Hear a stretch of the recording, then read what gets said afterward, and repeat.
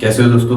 AI ने आज के ज़माने में तहलका मचा के रखा है। चाहे वो इमेज क्रिएशन हो, ग्राफिक डिज़ाइनिंग हो या लॉजिकल थिंकिंग, एआई ने इंसान को पूरी तरीके से पीछे छोड़ दिया है।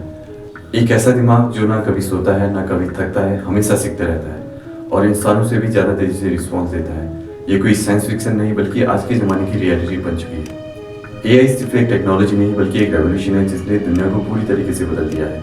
लेकिन एक एआई काम कैसे करता है? क्या सच में एआई फ्यूचर में इंसान के लिए खतरा बन सकता है? इसी सब के बारे में आज हम जानने वाले हैं आज की वीडियो में। तो वीडियो में आखिर तक बने रहिए। तो शुरू करते हैं।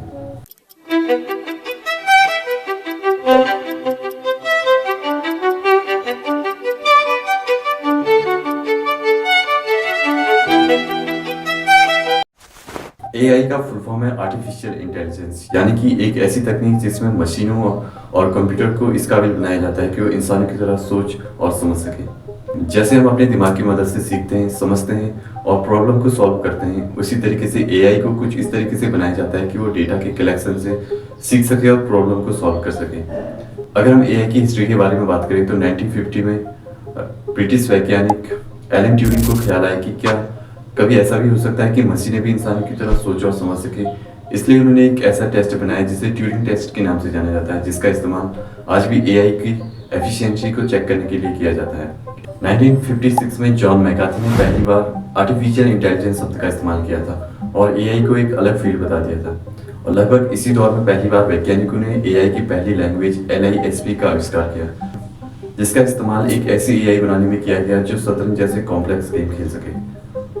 1997 में IBM के सुपर कंप्यूटर डीप ब्लू ने world chess champion Garry Kasparov को चेस में हरा दिया। ये इंसानी इतिहास में पहली बार था जब किसी एआई ने इंसान को हराया था। इसके बाद हर साल एआई को और ज़्यादा एडवांस बनाया गया। साल 2016 में गूगल डीप ब्लू ने अपना खुद का एआई अल्फा को लॉन्च किया जो गो गेम का चैंपियन था, जिसने गो गेम के चैंपियन को आसानी से हरा दिया था। गो गेम शतरंज से भी ज़्यादा कॉम्प्लेक्स गेम होता है।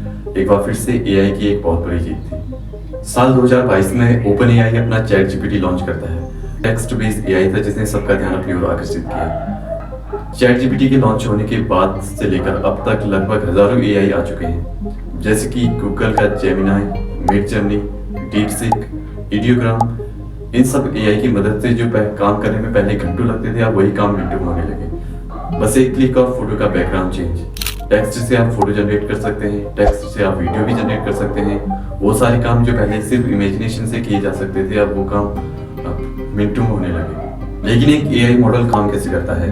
कैसे सिर्फ आप टेक्स्ट से ही फोटो और वीडियो जनरेट कर पाते हैं? क्या आपने कभी इस चीज़ पे गौर किया है कि YouTube की सजेशन लिस्ट में आपको वही वीडियो देखने को मिलती है जो आप असल में देखना चाहते हैं? तो YouTube को आखिर कैसे पता चल जाता है कि आप कौन सी वीडियो देखना चाहते हैं? इसके पीछे भी आर्टिफिशियल इंटेलिजेंस ही काम करती है।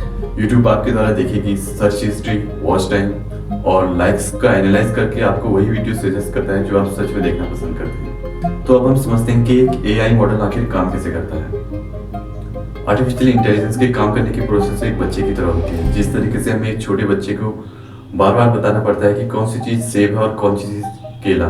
कुछ समय तक बच्चा लगातार गलती करता रहता है, लेकिन एक समय बाद वो केले और सेब के बीच के अंतर को समझ जाता है। ठीक उसी तरीके से एआई को भी ट्रेन किया जाता है, लेकिन यहाँ पे बहुत बड़ा डिफरेंस ये है कि एआई को ट्रेन करने के लिए जिस डेटा का इस्तेमाल किया जाता है वो बहुत बड़ी मात्रा में होता है।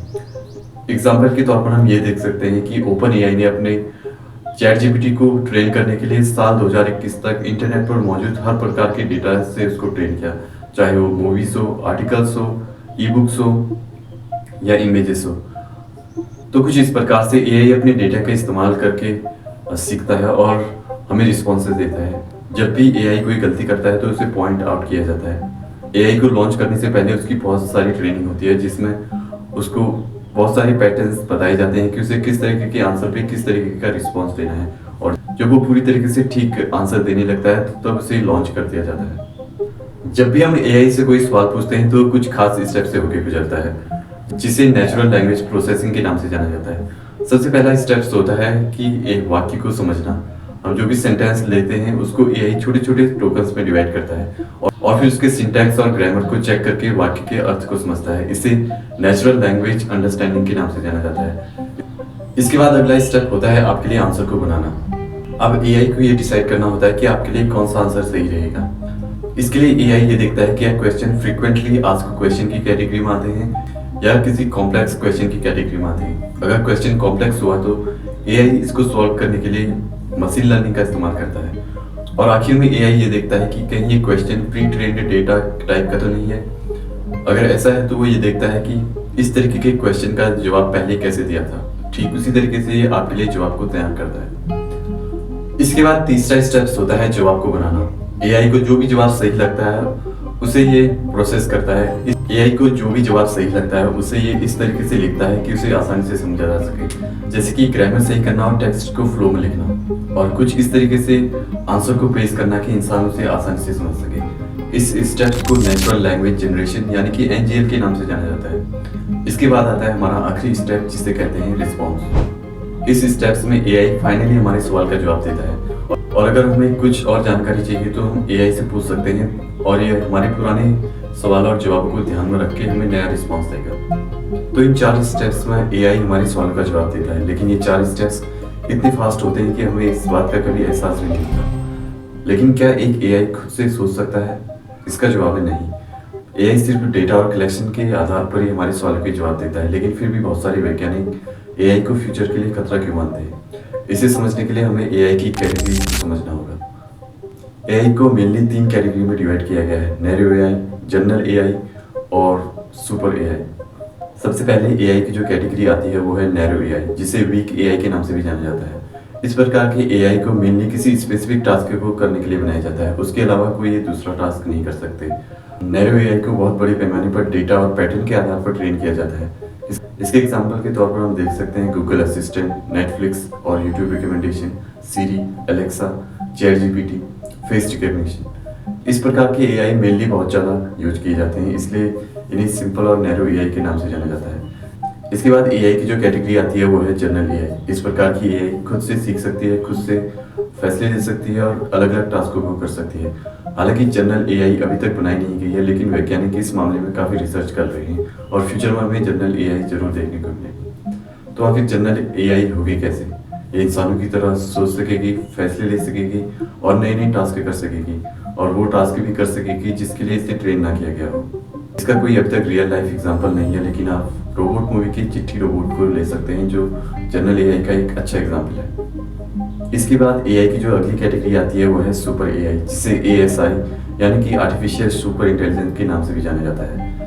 सुपर एआई क्वांटम कंप्यूटिंग और हाइपर न्यूरल नेटवर्क कनेक्शन का इस्तेमाल करेगी, जिससे खुद को सीख पाएगी और बिना इंसानी मदद के खुद की प्रोग्रामिंग को भी इम्प्रूव कर पाएगी। तो आखिर कैसी होगी सुपर एआई? इंसानों से ज़्यादा तेज होगी, इंसानों से ज़्यादा स्मार्ट होगी और इंसानों से ज़्यादा तेज़ी से प्लानिंग कर पाएगी। साइंस, आर्ट, इंजीनियरिंग में बिना किसी मदद के नई नई इनोवेशन कर पाएगी और खुद की ऑब्जर्वेशन कर पाएगी। इसके बाद ये खुद की प्रोग्रामिंग को ही इम्प्रूव करके खुद को अपग्रेड कर पाएगी। अगर कंट्रोल से बाहर हुई तो अवेंजर्स में दिखाए गए अल्ट्रॉन की तरह एक खतरा बन सकती है। इसकी रियल लाइफ एग्जाम्पल तो मौजूद नहीं है, लेकिन टर्मिनेटर में दिखाया गया स्काईनेट, अवेंजर्स में दिखाया गया अल्ट्रॉन इसके एक अच्छे एग्जाम्पल है। शायद हो सकता है कि एआई फ्यूचर में हमारे लिए खतरा बन जाए, लेकिन जिस एआई का आज हम इस्तेमाल करते हैं वो एआई की फर्स्ट स्टेज है, जो डेली लाइफ में हमारी मदद कर रही है। साइंस, टेक्नोलॉजी और मेडिकल के क्षेत्र में एआई बहुत तरीके से हेल्प कर रही है। इसलिए मुझे लगता है कि एआई के बारे में हमें एक आशावादी नजरिया अपनाना चाहिए। उम्मीद है कि आज की वीडियो आपको पसंद आई होगी और आपको ये पता चला होगा कि एक एआई आखिर काम कैसे करता है। जल्दी मिलेंगे एक नई वीडियो के साथ, तब तक के लिए गुड बाय।